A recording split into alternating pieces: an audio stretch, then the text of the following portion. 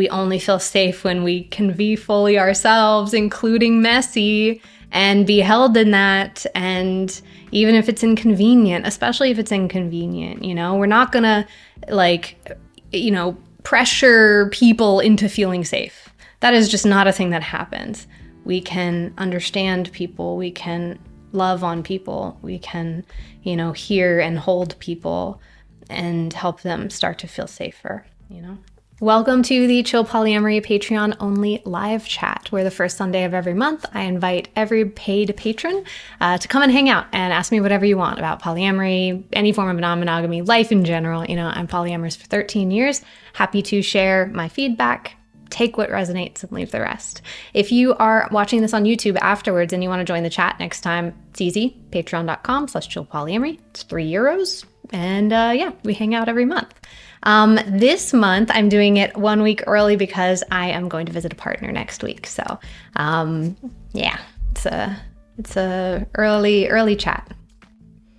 All right, I'm so happy to see you all here. Let's get started. Okay, first question.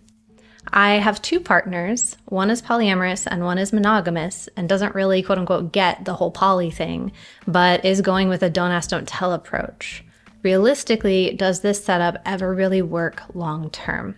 I've been incredibly clear from the outset with the monogamous partner that monogamy is not something I'm interested in going back to. So this is a common question I get, mono-poly, where one person is monogamous. And the way it can sustain is if the monogamous person's safety doesn't depend on their partner being monogamous to them. Right? Because you can be, a person who loves in a monogamous way. You're just only drawn to one person or one person at a time in that way. But a monogamous relationship, is an agreement, and that's not an agreement you want to make. So is your monogamous partner, engaging with that idea? Are they really sitting with, what does my monogamy look like independent of my partner?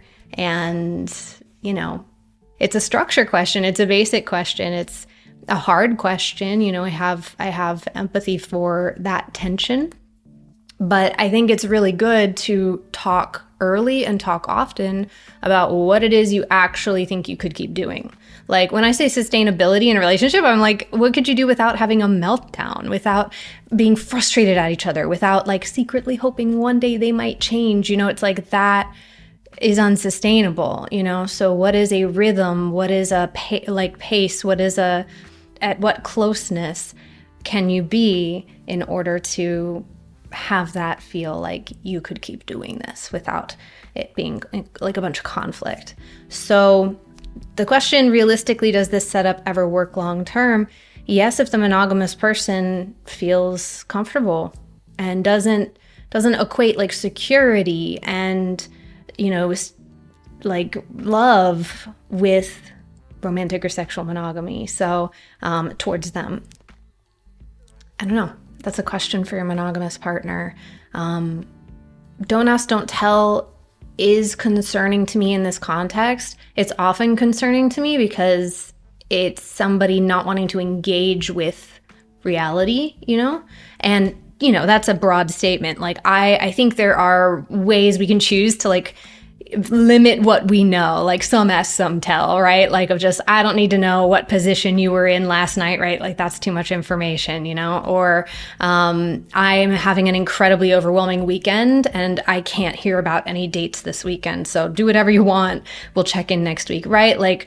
Time limited or situation dependent, or just limits to how much is relevant for you to know.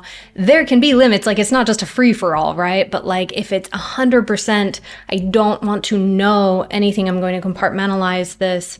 You are, and imagine you as not polyamorous to an extent, and not engage with that. That's concerning to me because if you're not aware of other relationships, at some point information's gonna come through. It just does. You're gonna see a condom wrapper. You're gonna accidentally see a text. You're gonna get shown an update accidentally at some point, and it won't be on your terms and it won't be on your timeline.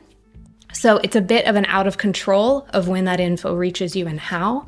But also if you're not aware of the ramp up, if somebody that you're with is seeing somebody for months and getting really close with them and intimate and everything, and then you find out for the first time about this person is significant, and it all crashes down all at once, right? We're talking about don't ask, don't tell. A few new people just entered the chat.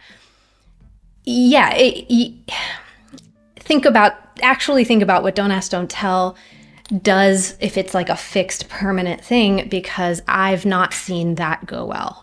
Unless it's more of like an open relationship or a swinging thing, or it's just like, whenever you're leaving out of town, I don't need to know. Like, I've seen that be kind of functional, if that's what people want. But polyamory, building relationships, building lives with other people, we need to know about it, because it is a rude awakening to learn about an advanced relationship all at once, So I know it's painful and stressful, but it can be a lot gentler to choose when you're engaging with that info. Like, okay, I'm in a good headspace, I've eaten, I'm well rested. Now I would like an update. You know what I mean? It's like surprises crash a lot of relationships. Big surprises are hard to come back from in that way. I'm gonna take a sip. Yeah, I'm drinking an energy drink at 8 p.m., okay? I'm grown. I can have ice cream for breakfast if I want. Okay, there is a question in the chat. My partner of 4 years and I have always been open, but over time it's become more clear to me that I identify as poly. I've been more assertive about this in the past 6 months or so, and we're shifting to a quote-unquote poly dynamic. I'm curious why you put quotes in it, but I'll continue reading. I'm now doing dates and sleepovers with longtime friends with benefits, and he's finding it very difficult. So I'm reading everything I can to be a good hinge, but as I am trying to be supportive with him, I think the dynamic feels like I'm always trying to convince him and lead him to the conclusion that poly is for him as well. Basically, I think he's feeling forced into it, and I'm not sure how to support him because I am perceived as biased. So of course I don't want to force him into it. I do strongly feel that this is the relationship style I want, and it's hard for it not to come across as an ultimatum, which just makes him feel pressure to be okay with it. I would love to find a way to make him want that for himself and not for me. I hate telling good people bad news. We can't make people want something different. Now, that said, if there is a lot of fear, if there is a lot of struggle, if there is trauma responses, sometimes that muddies what we really want. Like when I was early in polyamory, I thought I needed hierarchical because I was having so many trauma responses, and I was having like so much anxiety and grief from death and stuff. And like, I thought I needed this, or I thought that's what I wanted. I was like, this is actually what I want. And it was muddied because I was not relaxing, or maybe not able to access how I really love, So you said that when you're doing dates and sleepovers, he's finding it very difficult. Is that work he wants to do? Sometimes things come up of like, oh, wow, apparently I'm really jealous of this, or, oh God, this part reminded me of when I was 5 years old. Like whatever comes up, sometimes people are like, oh, I guess I need to work on that. Sometimes people are like, I don't want to deal with that right now. I don't have the time, energy, desire. So whatever's coming up is their desire to work on that, regardless of what your relationship winds up being. And only he will know if polyamory, or being in a relationship where polyamory is present, only he will know if that's really what he wants. Only he can find that answer. So it's tricky because it's, is it an ultimatum to say like, I realized I need this? There can be grief in that. There can be pain in that.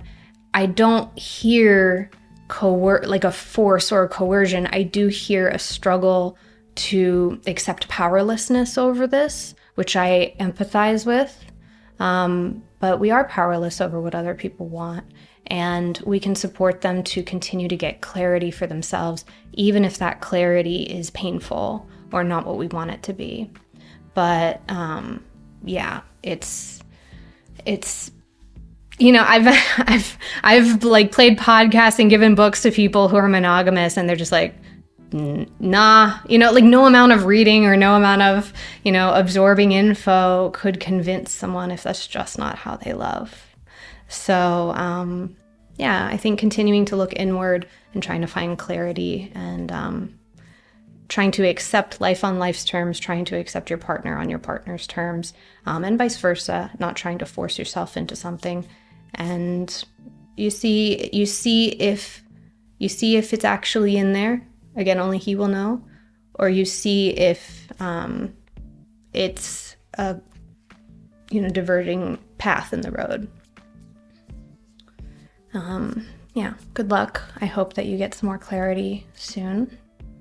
If you are interested, there's the most recent episode on my podcast, I Could Never, Deepak Kashyap, he talked about going from monogamy to an open relationship to polyamory. And he talked about not wanting to force or coerce his partner, and what his partner discovered about himself and so on. So that's on the podcast I Could Never.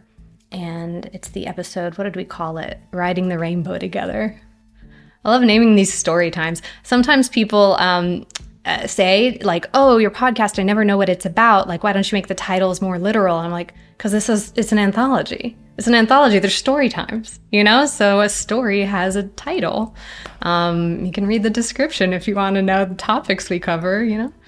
I didn't want an intellectual only podcast. Obviously, we talk about theory some, but I want examples. I want the root. You know, give me something I can hold on to and sink into, and relate to, and maybe, you know, practically help, or just be interesting gossip. Next question. I'm interested in demisexuality and the relationship escalator. Okay, those are two big topics. Let's jump in. I recently had a breakup where I feel like I couldn't navigate how to deepen my connection with this person in a way that didn't also follow an escalator trajectory. So a breakup over not knowing how to go deeper without doing the typical like steps escalation. They continue, like, we both seem to be committed to things being somewhat fluid and nonlinear, and then when things weren't moving in a particular way, at a particular pace, it shook their sense of security in our connection. So, yeah, it's there's not really a question in there, but I'm happy to talk about the topic, right? Like, I'm curious the role of demisexuality in this. Every culture, for the most part, has a version of a relationship escalator, right? Of like the steps that you do if you are going to be in a romantic relationship with someone, the expected, normal, quote unquote, you know, things. And so it can be very easy to equate those things with safety. Like, my relationship is valid because we've been together for 6 months and I've met their family. You know, my relationship is valid because after 2 years, we're finally moving in together. Right? You can do those things, but if those things equal safety, it's gonna be tricky in polyamory because not everybody wants those things with everybody, you know?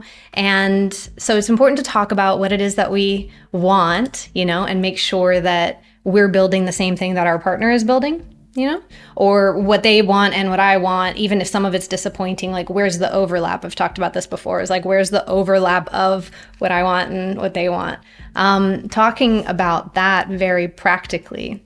If safety is not the typical steps you're supposed to take, then what is it?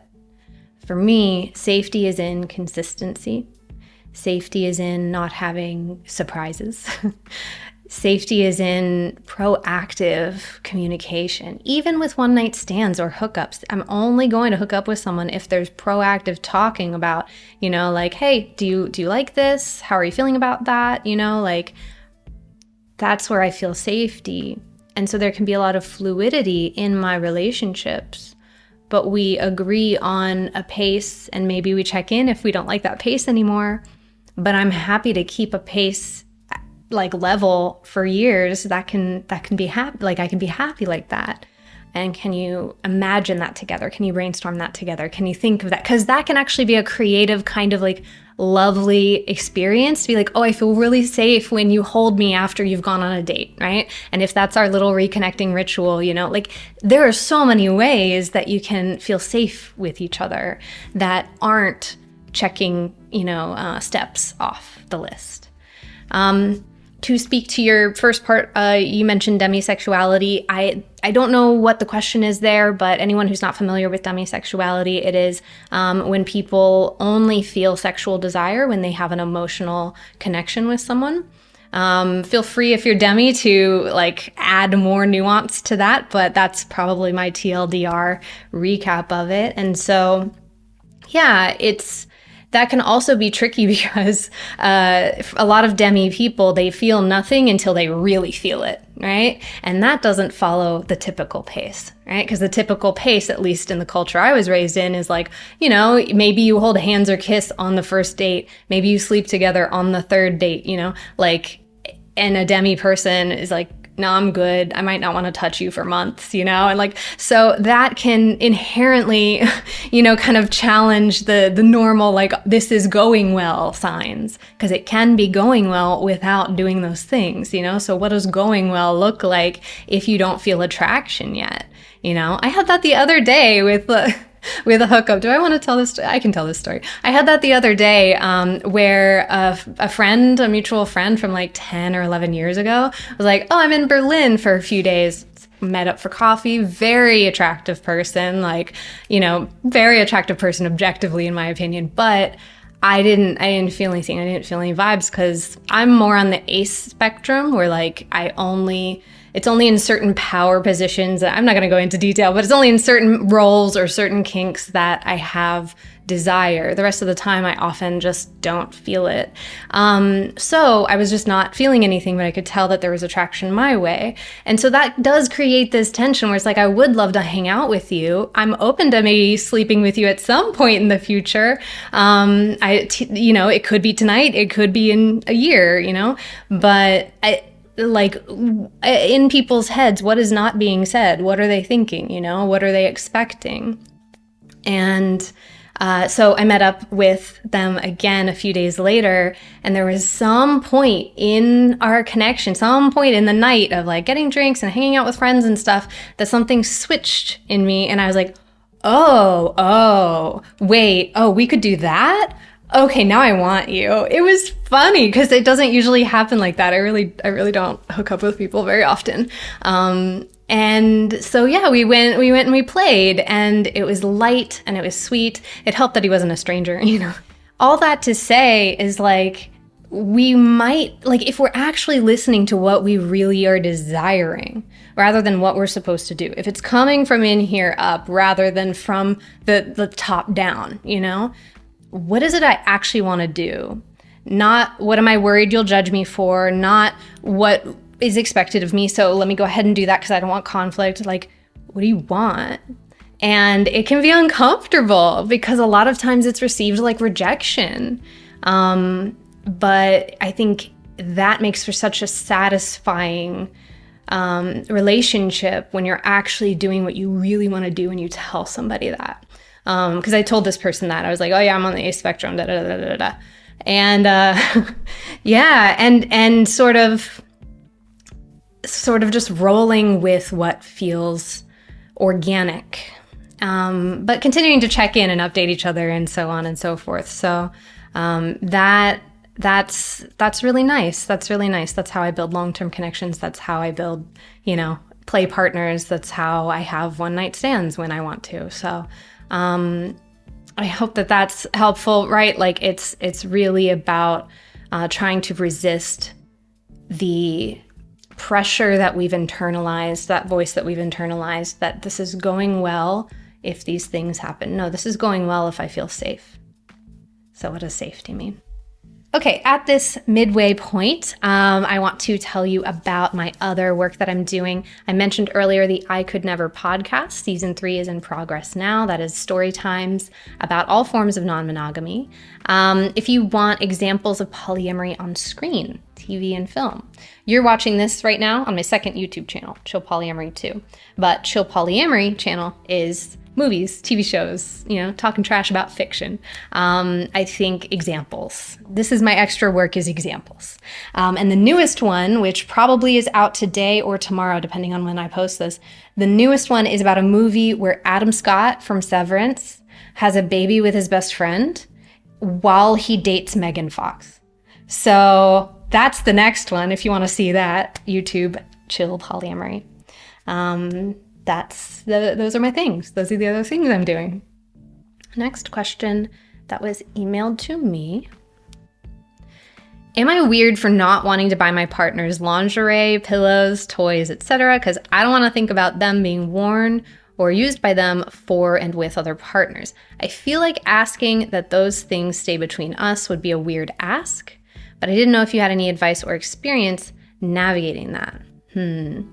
So yeah, right? Like you're wanting to buy things, but not wanting to like limit their autonomy of like only wear this lingerie with me, right? Like, so I hear that, and the discomfort of a loving gesture or a sexual gesture then being in another context that you're not in, that can create some feelings, right? So I don't know, kind of what I was saying before of like, what are those feelings? Does it feel like I'm not special? Does it feel, sometimes people have a disgust reaction. What's that disgust reaction? For me, the disgust came from growing up in a puritanical, like Christian environment. And like, I've shed so much of that, but then sometimes it still comes up for me where I'm just like, ew, gross, like morally gross, right? And whoa, where did that come from, right? Just as an example, but like, what is your reaction? And can you look at it, because you don't have to buy them anything, right? Like, if you need to take a beat and be like, I gotta sort out why this bothers me, and sometimes people like having things that are just yours, right? Like if it's organic. If your partner says like, oh, I love that, these are our panties. You know what I mean? It's like, okay, y'all can agree to that. If she's excited about that, I don't know, if they're excited about that, and if they are, it feels like natural, but requesting a rule because of discomfort can be tricky, and I discourage that because I don't see those go great long term. There's usually butting of heads at some point. So yeah, it's fine to have special things if that's what both of you want, but if it feels restrictive, then you don't have to do it. And also, why does it feel uncomfortable? And there's no wrong answers to that, right? Everybody's polyamory looks different. Everybody's non-monogamy looks different, so like it's all just about figuring out where your lines are and where your comfort level is. Next question in the chat. Is there anything wrong with not wanting to know about my newish partner's other dates and sexual activities? I think I mostly don't care, but it's also a little triggering and startling when it pops up in the middle of a hangout. We're long distance, so meetups are only every other week. At the same time, I'm trying to figure out what does feel important for me to know. I think I do want to know when something's meaningful and starting to build so I'm not caught off guard, and also who he's having sex with so I can assess STI risk. Yeah, so is there anything wrong with not wanting to know about their dates or sex? Earlier I was talking about don't ask, don't tell. And I think why do we want to not know something? You don't ever have to want to hear what kind of sex they have, right? You don't ever have to want or desire to know all about their date. Some people just feel neutral and genuinely don't care. But if there is like a bristling, if there is a resistance, I try to look at that resistance of like, oh, I wonder why. That's stressful, right? non-judgmentally and so forth. But like, it does sound like you're trying to find the balance between knowing the info you have to know, so to prevent problems, right? Like practically, I need to know how many partners are in the polycule just so I can get a sense of risk, or I need to not be surprised if you are starting to see this person very often, if you're starting to fall for this person, like, updates on that sort of thing, so that you're not caught off guard. But yeah, firsts, milestones, changes, that's usually what I go for. If there's a first or a milestone or a change, then I don't really ask much about other people's dates. Sometimes I do if I'm in a good mood. Sometimes I ask about people's sex if I think everybody involved is hot. It's like you might feel different in different situations. But there have been seasons where I was just like, please, I need the bare minimum. Like, detached, almost like medical. Give me a bullet point list of everything that I need to know. Nothing else, please. I'm overwhelmed in life. But then there have been seasons where I feel a lot of relaxation and security in my relationship. And then I'm like, ooh, how did it go? Gossip, right? So we're never just like one way. And we don't exist in a vacuum. Our relationships don't exist in a vacuum. So like also factor in all the other stressors, all the other things, that might be weighing on you or draining you or all of that, because, when I'm really sick, I don't want to know details. I feel sensitive, right? If I'm well rested and well fed, I want to know everything, So all of that is just good info, and you can just kind of take stock of like what the sensitivities are, and roll with it, right? Like I don't think it's a problem. Okay, next question that was emailed to me.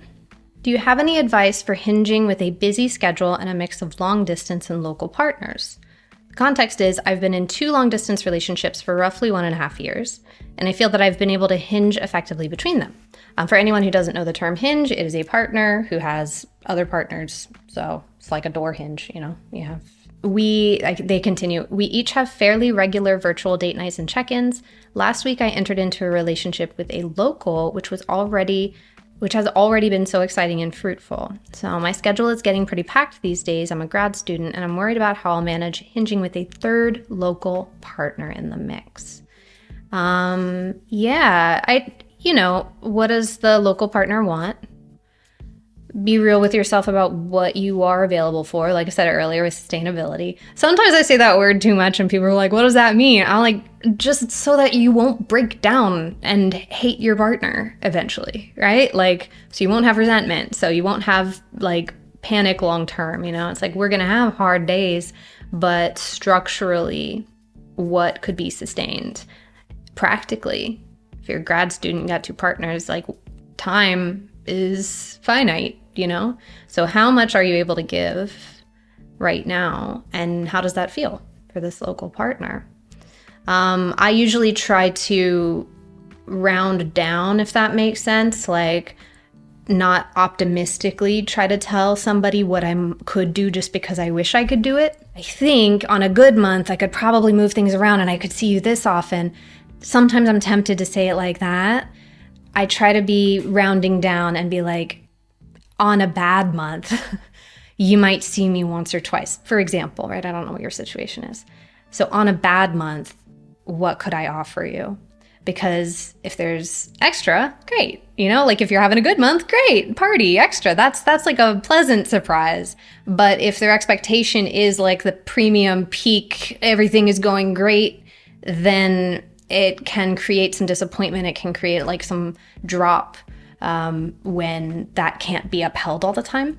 So that tends to be like logistically where I go. But talk to your other partners, if you start to get some new relationship energy, like is there flexibility? Are you accordioning?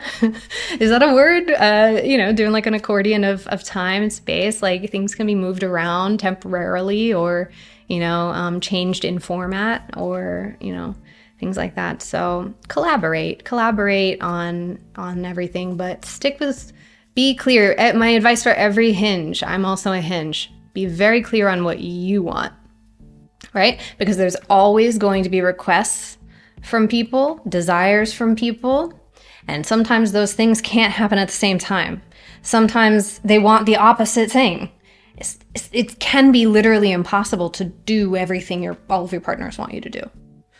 And that can overwhelm people if they're not centered and clear with what they want.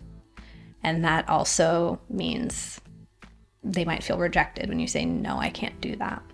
But I do think it's the kinder thing to say, no, I can't commit to that. Let's try something else. Because if that's true, then that's what's going to happen. And words matching actions go so far in making people feel secure. Even if they're disappointed, it's not exactly what they wanted, but you said what would happen, and then that's what happened. But if everybody's like running around trying to put out fires, trying to give over here and over there, one, it creates like so much stress internally, but it also can collapse because we can't keep all of the promises that we're trying to keep. So don't say yes to everything. Pause. Be like, what do I actually want in this? So I think that's a good practice for anything, but definitely in polyamory, it is a must. It's a muscle we have to exercise often. Okay. Next question in the chat. Thank you for your content. You're welcome. Besides one open relationship years ago, I don't have much experience in non-monogamy, although I know for sure that polyamorous is the best definition of my mindset and heart set. That's cute. It's been a few years since I've been in any serious relationship. This year, I met my neighbor who became important to me. We have a friendship and we're close, and we have a great sexual connection, a lot of understanding. But the non-monogamy is new for him. He's open-minded, he doesn't say no, but he's moving out for a PhD in another city. Well, that's going to be a time commitment. Speaking of time commitments, both of us want to continue the relationship. I wonder how to approach this, give us the freedom and not lose the bond. How do you manage long-distance relationships? What are your thoughts about being in that with a person who's not fully sure if non-monogamy is for them? And me, who is still working with fear of rejection. Yeah. I think this could be a continuation of being brutally honest with ourselves of what is possible. A PhD program, lack of ability to be in the same place and have like touch or, care in that way. What is possible on a bad day, on a bad month? Because that could be a baseline that you sit with and you're like, okay, well, in that case, I'm going to try to imagine you in this way. I'm going to try to let go of hope that we would one day do this. I'm going to try and let go of that, or whatever it is that your role was. If the new routine, if the new standard for X amount of years, maybe even, is going to make you feel a type of way, if he's only available so many amounts of times, if he's quite stressed all the time that you meet and have a video date, if you, just talk about what you think is possible. The long distance aspect of it, I think it's also really good to be on the same page of how often you want to hear from each other and in what format. Are you both texters? Do you like to send voice and video notes? Do you like to send little gifts? Buy little gifts and have them mailed. Buy each other dinner, like with a dating app. Buy each other dinner with a delivery app. There are a lot of ways that from afar we can make each other feel thought of and loved and cared for, even if we can't hold each other. So it's not that it's the same, because it's not. There's longing in long distance. There's ache a lot of times. There's a feeling of lack sometimes. But we talk about how we can feel close. And anything that we did in real life, is there a digital version of that, is a question I usually ask as well. So if you liked to watch movies, if you liked to read together, you could still do that, in a digital way, and that can also keep a sense of consistency in the relationship. So it's a lot of changes. Fear of rejection, if he's willing to hold that. The non-monogamy piece is the bigger piece here too, because if he's not sure about it, that doesn't offer certainty. that you'll be able to stay in this role in his life. I dated somebody long distance for 5 years who could take it or leave it. He was ambiamorous. And he eventually like met someone local. And I told him, I was like, if you ever meet someone local, or if you ever are like starting to have the idea of, do I want monogamy? Like when it's a seedling, can we talk about it? Because I don't want you to surprise me with it when it's a tree. You know, I don't want you to tell me, oh, I've been thinking about this for 6 months and I've already decided, you know, like that could be just brutal, like stab in the gut and twisting it, you know? It's not that we like are gonna have an easy time if a partner goes back to monogamy. I did grieve, but my ex like kept me informed of his feelings, of his thoughts, of their relationship, of any time he got clearer on something. He was like, I think I am clearer on this, you know? And I've been spending a lot of time with her and I'm feeling a longing, like a pull to maybe be monogamous, but I'm not sure yet. Like, I just wanted to update you that thought came across my mind, that type of thing. And it was like 6 months where I was along the ride for the ramp up. And that at least felt respectful. I felt held. I felt like my emotions mattered. And we can't control what we want. We can't.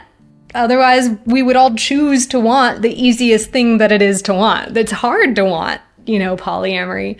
But, you know, we don't want to betray ourselves. And a lot of monogamous people feel the same way. And so it's nobody's fault if a structure doesn't match. It's not a rejection of you if he realizes he doesn't want non-monogamy. It's a rejection of non-monogamy.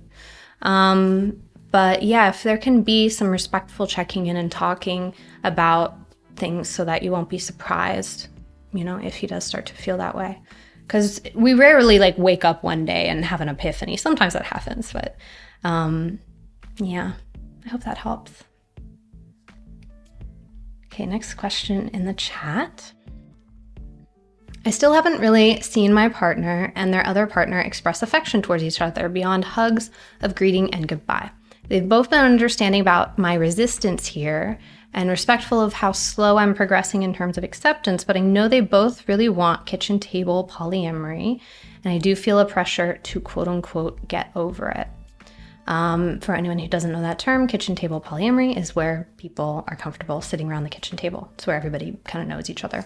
They continue, I'm unreasonably nervous and uncomfortable about seeing affection expressed between them because I don't want to be mega triggered and spin out into panic and doom and insecurity. What do you suggest in terms of reasonable boundaries or potential ways that I could ease into more neutrality around witnessing affection?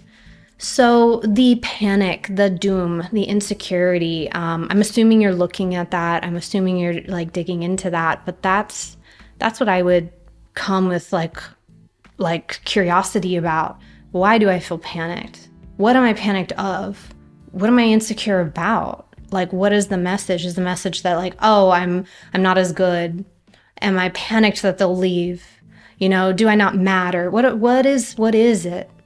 Because when we get clearer on what it is, what the fear is, what the stress is, it can get a little easier to know how to take care of it. You know, when it just feels like abstract doom, what do you do to abstract doom? Just collapse, you know? But like when it's like, oh, I'm worried you're going to leave me and that I don't matter anymore, like that's still big, but it's more specific. And so then how could you be reminded actively that you're not being left? How could you be reminded actively that you matter? Just as an example. So whatever it is that the specific stressors are, can you collaborate with your partner on like adding security to your relationship, adding reminders of those things, you know? It takes time.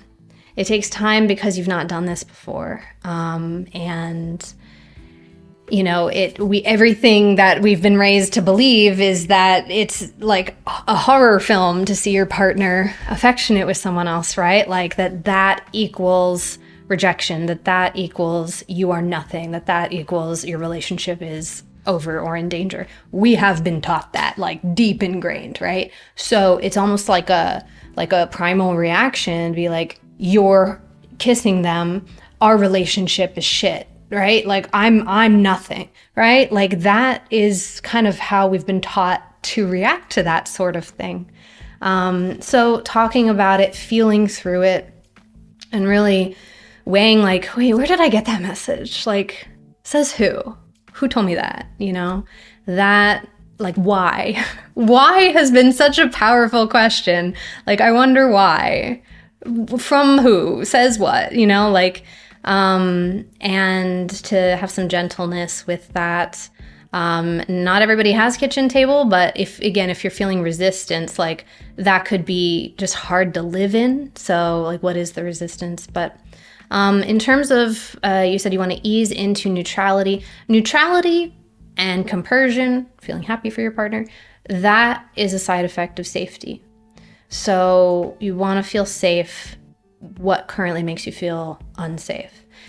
Easily it can be like, well, what makes me unsafe is seeing them hold hands. It's like, no, is the feeling of unsafe, I don't matter as much, or I'm in danger, or what is unsafe about that scenario? Because that's not inherently unsafe. Plenty of people do that and feel safe, right? So you absolutely can experience that and feel safe. We want to get to the root. We want to get to like why, you know? And that's not easy, you know? So I hope you go at whatever pace you need. But yeah, I hope they're not pressuring you to like, yeah, you said you do feel pressure to get over it. If that pressure is internal, I empathize with it. If the pressure is external, if there's frustration at your stress or need, that I don't find to be compassionate or collaborative.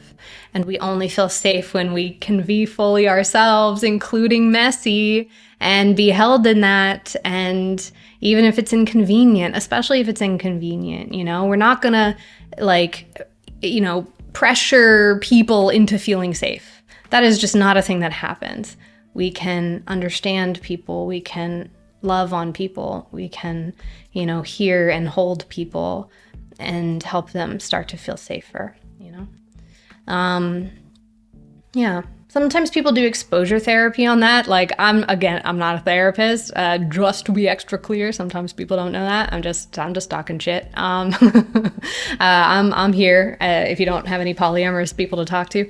But sometimes people will go slow and like hang out in a group, and then everybody's talking and it's like, hey, you know, if we were to hold hands right now, how you feel? And then they hold hands and then they're like chatting with you. It's like, how are you feeling right now? You know what I mean? It's like, it doesn't have to be at you.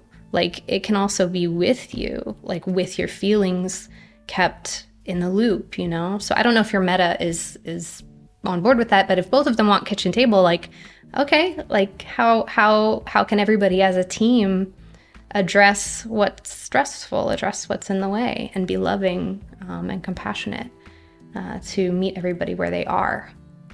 So yeah, that's what I would suggest. Okay, next question that was emailed to me. I'm married and my husband has a girlfriend who he's been with for almost a year total. They started dating last year and after a rocky start, broke up for 6 months and have been back together for almost 6 months. So last year, my husband got swept up in NRE and the two of them moved way faster than I was comfortable with. There was miscommunication, unclear expectations. I felt abandoned and excluded.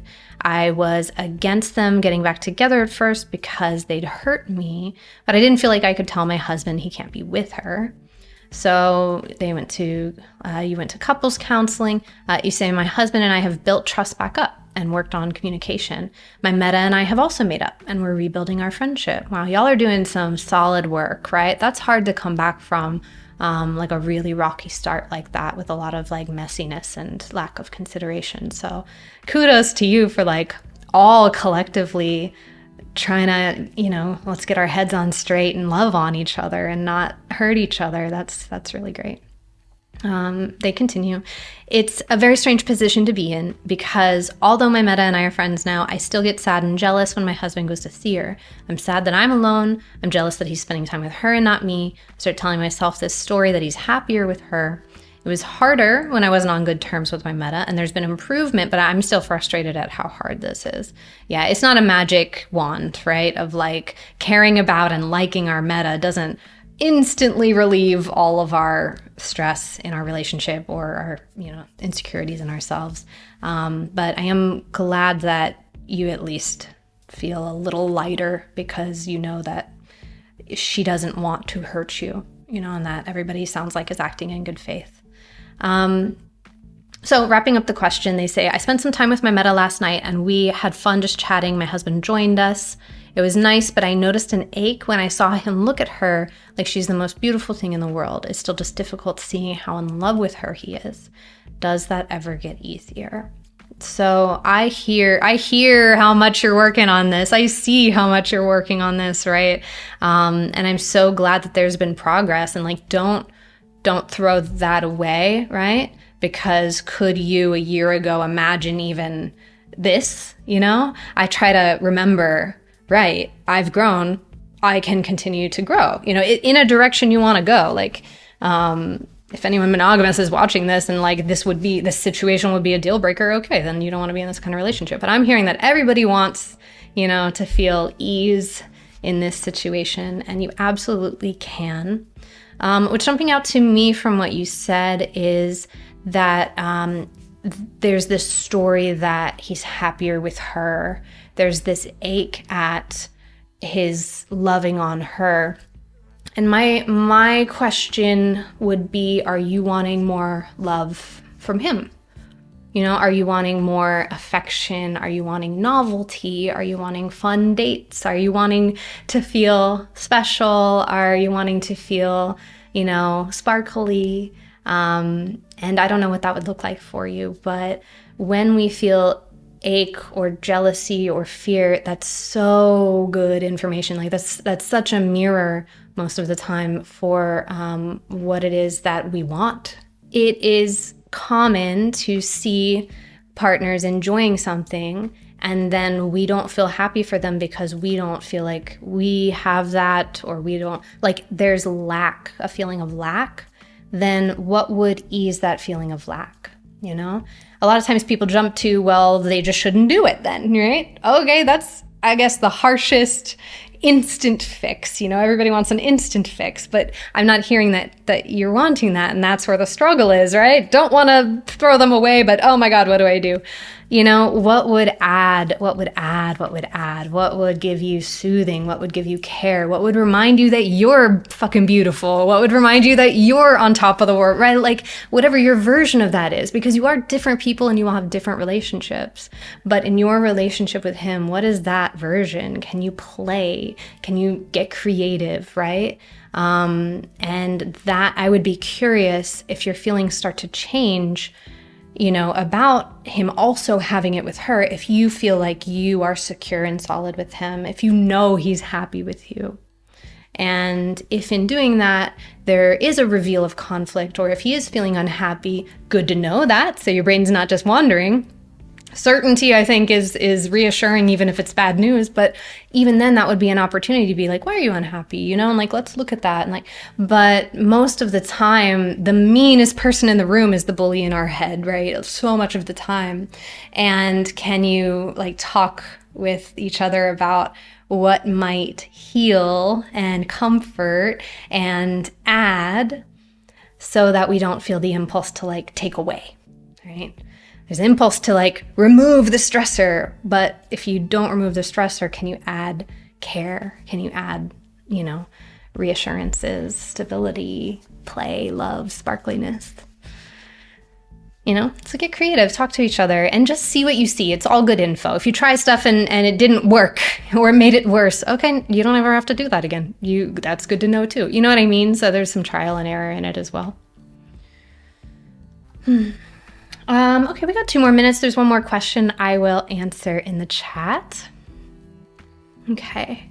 There might be an unacknowledged mutual attraction between my meta and I, but pursuing that would complicate things. Have you seen this work out for people? Advice. Ooh, that is a hard question to answer in 2 minutes. I don't mind going a few minutes over. what is the context? You don't have to write all the context, but like literally, what is the context? Who are the people? What are their sensitivities? What's your meta and your partner's relationship, right? Because it is context dependent, you know? If my partner is really struggling in their relationship with my meta, and now I'm feeling like some heat there, well, there's going to be big sensitivity. There's going to be like a need in all of that to take care of the partner who's struggling, right? To reassure them.